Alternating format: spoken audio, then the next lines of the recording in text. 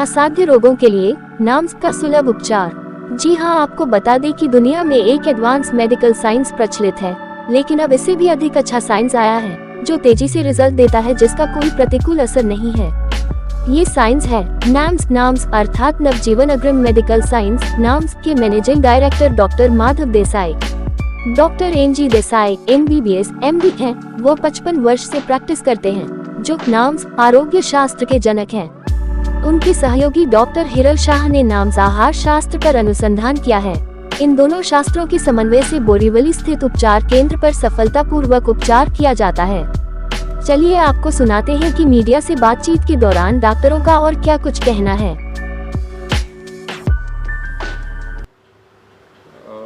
वैसे मेरा डॉक्टरी तो रेगुलरली, जैसे कि मैं पास हो गया MBBS 1973 में 23 में, और उसके बाद में 5.5 साल का MD था, तो उसके बजाय मैंने इंडोर मतलब रेसिडेंशियल MD किया, वो 3.5 साल में हो गया। और उसके अंदर एक बार सर्जरी करके छोड़ दिया और एक बार दूसरा कोर्स किया। दोनों कोर्स पसंद है। लास्ट में हमने प्रिवेंटिव में ज़्यादा ध्यान डाला और प्रिवेंटिव में पूरा कर दिया। फिर उसके साथ में रिसर्च चालू कर दिया। उसके पहले ही हमने मेडिसिन में रिसर्च चालू कर दिया, क्योंकि MBBS होने के बाद में पहले 3 साल में हमें काफ़ी सारे अनुभव ऐसे आए कि रिजल्ट्स कुछ खास पेशेंट को समाधान संतोष नहीं देते। इसके लिए हमने उसके जगह पे कि इसमें और कुछ कर सकते हैं, कुछ चेंजेस कर सकते हैं कि जिससे रिज़ल्ट परमानेंट रिज़ल्ट आ जाए। डायबिटीज़ हमेशा के लिए जाएगा कि नहीं, जाना चाहिए। ब्लड प्रेशर है, कोलेस्ट्रॉल है, किडनी प्रॉब्लम्स है, ये सदा लिंगर ऑन होल लाइफ तक चलते रहते हैं। और ऐसे नहीं हो, उससे अच्छा कि उसमें पेशेंट को राहत मिले, उसको आराम मिले और उससे छुटकारा मिले। जभी से हमने रिसर्च चालू कर दिया। This was during 1975, 76 to 78।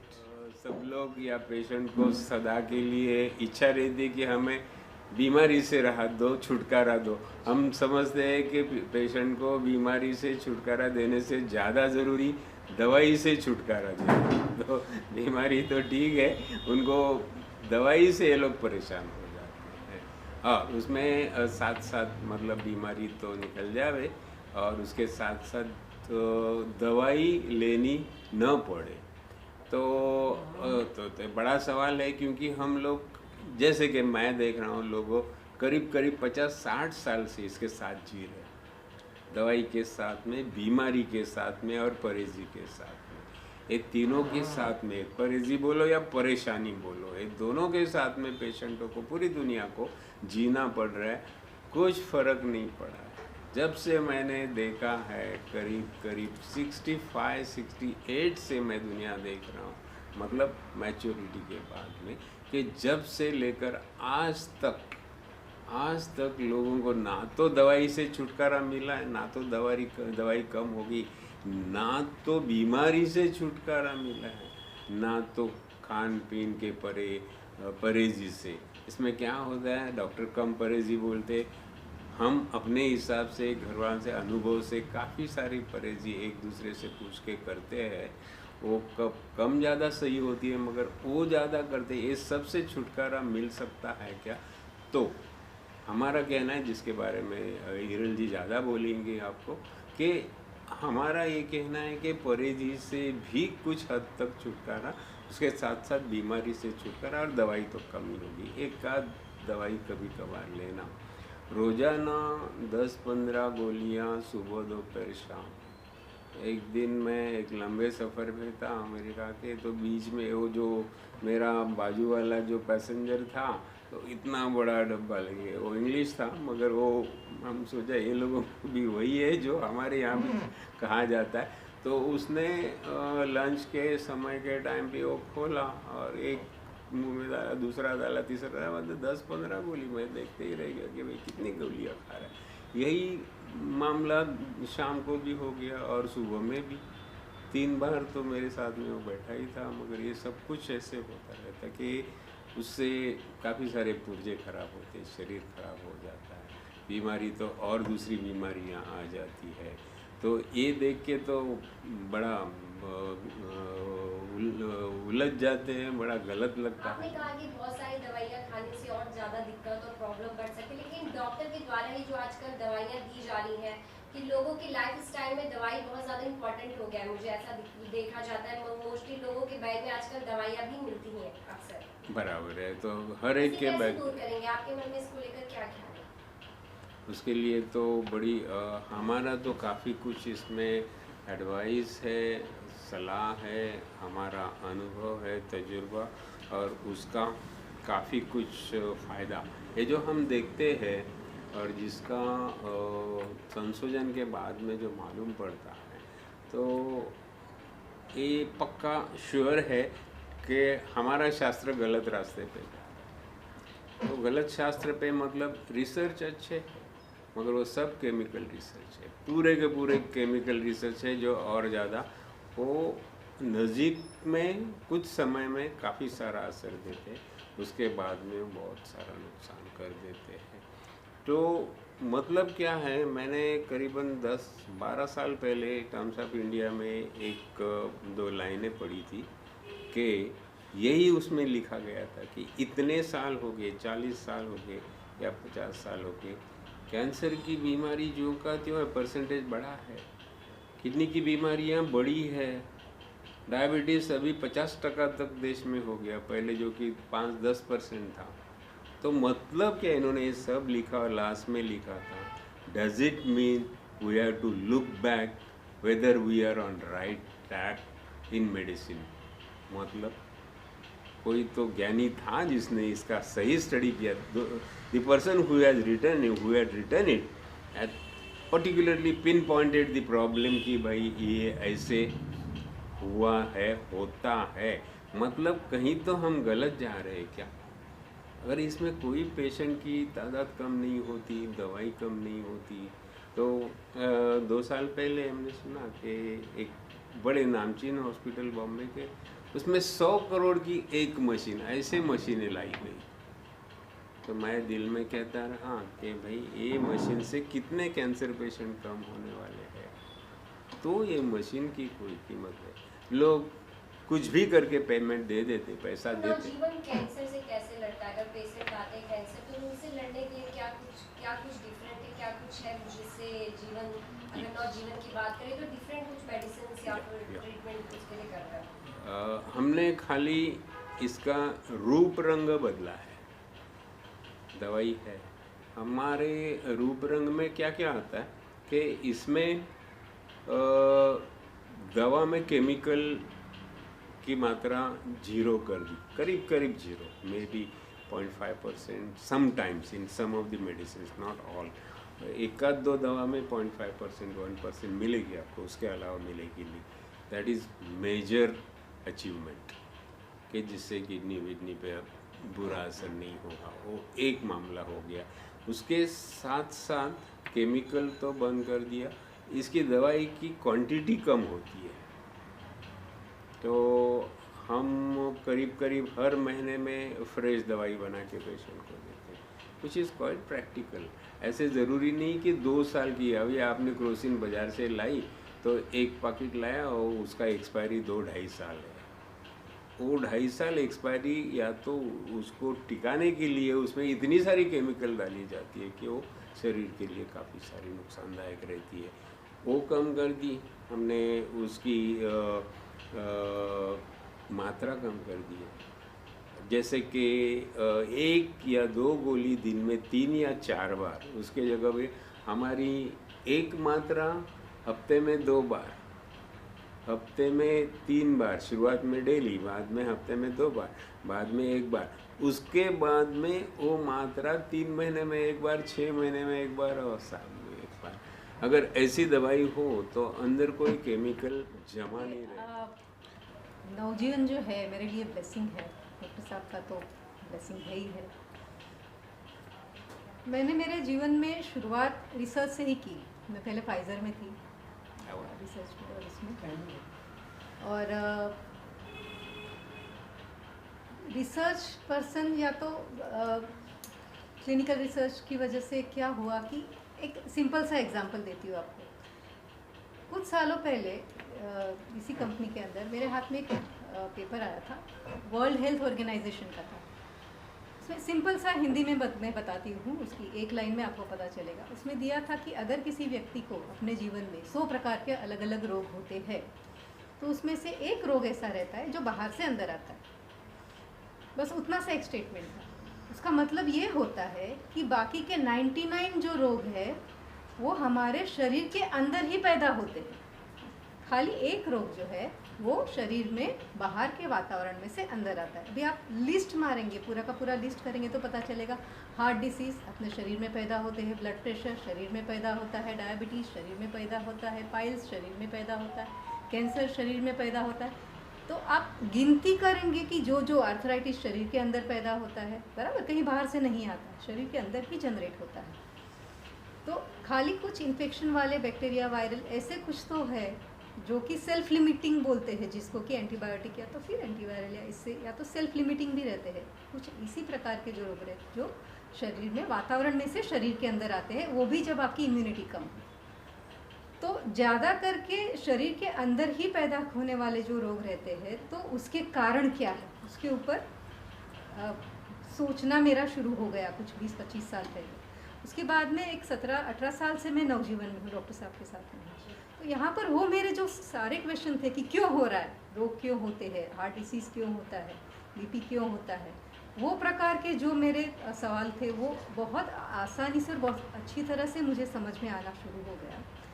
दूसरा एक उदाहरण आपको मैं देती थी, अभी कुछ दिनों पहले ही मैंने ट्रीटमेंट किया। वो जो जैन साध्वी जी रहते हैं तो वो लोग तो केमिकल अवॉइड करते हैं ज़्यादा करके, और बहुत सारे लोगों ने ट्रीटमेंट ली है और ज़्यादा करके उन्हें ये प्रॉब्लम था कि शुगर एकदम हाई हो जाती थी, कोई भी दवाई उनको चलती नहीं थी। अगर दवाई खाई तो वर्टिगो का प्रॉब्लम, सीवियर एसिडिटी का प्रॉब्लम, इस प्रकार का प्रॉब्लम, बीपी का प्रॉब्लम, वैसे 4-5 प्रॉब्लम एक साथ स्टार्ट हो गए थे उनको। तो कुछ 15 सालों पहले उनकी ट्रीटमेंट की थी मैंने ऐसे ही कुदरती उपचारों से, और अभी उनको जो सलाह दी, डॉक्टर साहब ने भी उनको देखा, तो उनके खान पान में जो चेंजेस किए हमने और कुछ मात्रा में हमारी जो दवाई गई, उसकी वजह से फ़ायदा ये हुआ कि सिर्फ 15 दिनों के अंदर शुगर नॉर्मल पे आ गया, वर्टिगो पूरा का पूरा ठीक हो गया, उनका आर्थराइटिस, रूमेटिक आर्थराइटिस है वो भी ठीक होने को शुरुआत हो गई, पेन एकदम कम हो गया। और बहुत खुशी की उनके लिए जो बात थी कि उनकी गोलियां बंद हो गई सारी की सारी। उन्होंने खुद ने बोल दिया कि अभी मुझे ज़रूरत नहीं लगती है, मेरा शुगर भी कंट्रोल में रहता है, बीपी भी कंट्रोल में रहता है, चक्कर बंद हो गए हैं।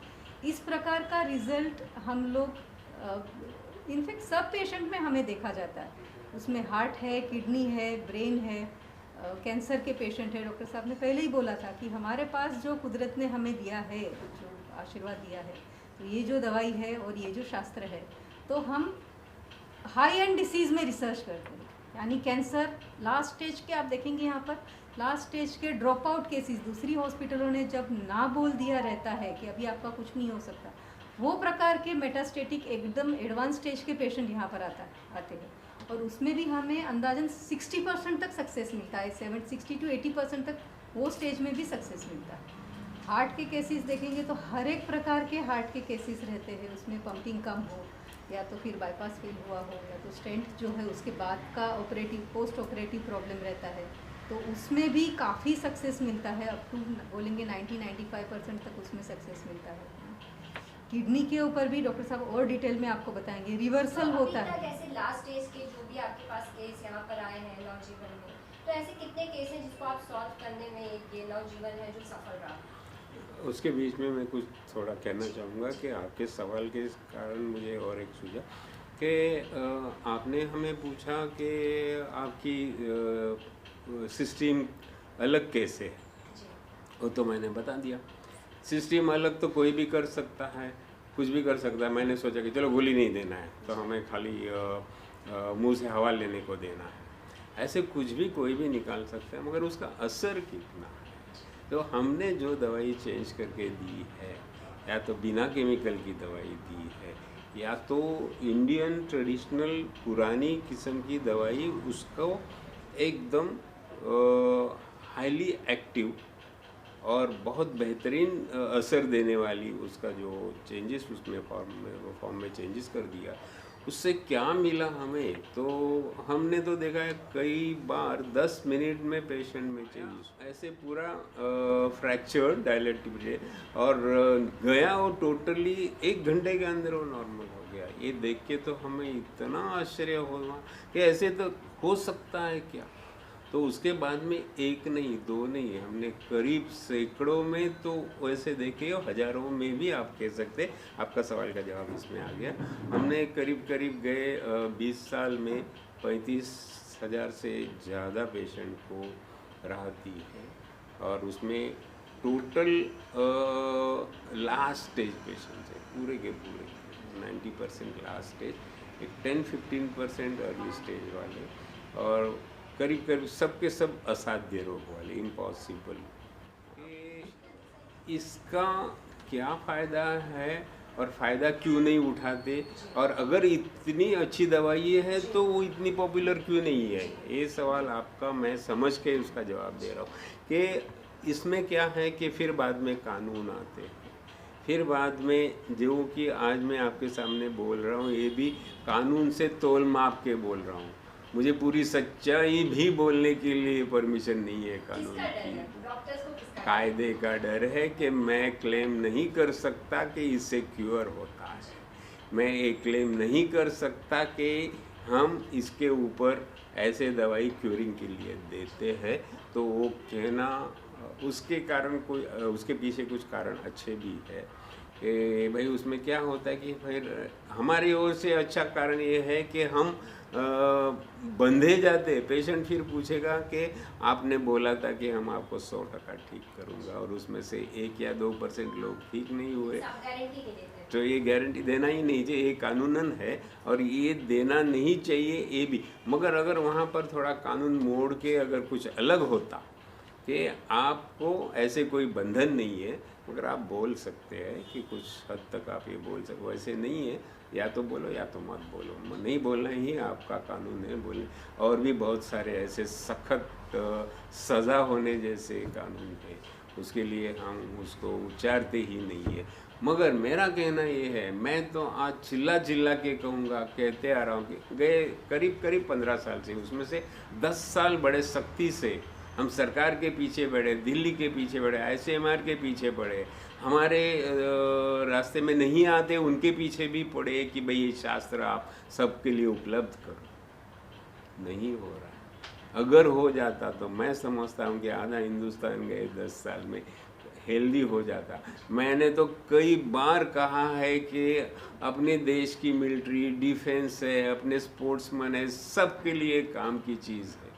तो आप इसको अप्रूव करो, पब्लिक में ये करो, बाद में पब्लिक को अगर लेना है तो लेने दो। कोई आपको ये नहीं है, बंधन नहीं है कि आप उनको कंपलसरी करो कि भाई ये ले लो। और आपको हमें इतने पेशेंट यहीं पर दिखाएंगे जिनको एक पेशेंट ऐसे। बहुत ही अच्छा है जो विदाउट केमिकल अगर आप पेशेंट को ठीक करते, तो इसको लेकर कभी आपने सरकार तक अपनी बात को पहुंचाने की आपने कोशिश की, क्योंकि ये चीजें वही कह रहा हूँ ना कि 10 से 15 साल से चालू, उसमें से 10 साल सख्ती से बहुत पीछे पड़ के कर रहे हैं, तो भी नहीं हिल रहा है। फाइल ही किधर गुल हो जाती है, मतलब आपकी बात उन तक पहुंच नहीं पा रही है। जाती है, पहुंचती, सुनते और फाइल रख देते हैं। सब पूरा का पूरा सबमिशन हम लोगों ने मिनिस्ट्री में किया है, हेल्थ मिनिस्ट्री में, लेकिन डिले हो रहा है थोड़ा सा। हर मिनिस्टर, हर ऑफिसर सुन के एकदम ये हो जाता है, मतलब ऐसा शास्त्र है, मगर वो फिर ऊपर लाया ही नहीं जाता, उधर ही पड़ा रहता है। उसमें कारण बहुत सारे ऐसे हैं कि हमारे यहाँ केमिकल वाला जो शास्त्र चालू है, फिर उसमें आने वाले प्रॉफिट्स है, उसके आने वाले फैक्ट्रीज़ है, दवाई है, ये हर एक में कुछ अड़ता नड़ता हो जाएगा, प्रॉब्लम्स आ जाएंगे। उसके लिए भी है कमर्शियल इंटरेस्ट भी है। बहुत सारे ऐसे कि समझो कि 10 साल के बाद में या 15 साल के बाद में भी अगर हिंदुस्तान ने केमिकल दवाई वापरना बंद कर दिया तो कितना बड़ा कमर्शियल टर्मोइल हो जाएगा, बहुत ज़बरदस्त प्रॉब्लम्स हो जाएंगी। इसके लिए अगले टाइम के अपने जो प्रेसिडेंट थे अब्दुल कलाम जी, उन्होंने प्रॉमिस भी दिया था कि यही शास्त्र इंडिया के लिए चाहिए, अपने देश के लिए ऐसा ही शास्त्र चाहिए। और कुछ उसके दिन उनके प्रॉमिस के कुछ दिन के अंदर ही उनका देहांत हो गया। मगर दूसरी बार जब उनको मिला तब उन्होंने कहा कि आपकी मुलाकात हुई? हाँ, मुलाकात होगी। 3 बार मुलाकात हुई थी आपके और पास उसके फोटोग्राफ्स हैं कुछ आपके नहीं, उसका कारण ऐसे है कि वो बहुत शॉर्ट टाइम में गुजर गए। मेरे एक अंकल नाम के दोस्त थे, क्लासमेट है, और उनके वो क्लासमेट इंटर साइंस के थे। तभी उन्होंने मुझे उनके पास ले गया। मेरा ऐसे सदा का बड़ा कायम का पहचान ऐसा आपने नहीं। इस विषय को उनके समक्ष 2 रखा था? बार उनके सामने रखा था और उनको बहुत very honest Indian, I tell you, he was the most honest Indian who wanted to, and scientist of course. ये 2 चीज़ें मैंने उनमें देखी है, और आपको दुनिया ने देखा है, मैंने ही क्या देखा है, उनको तो पूरी दुनिया ने देखी।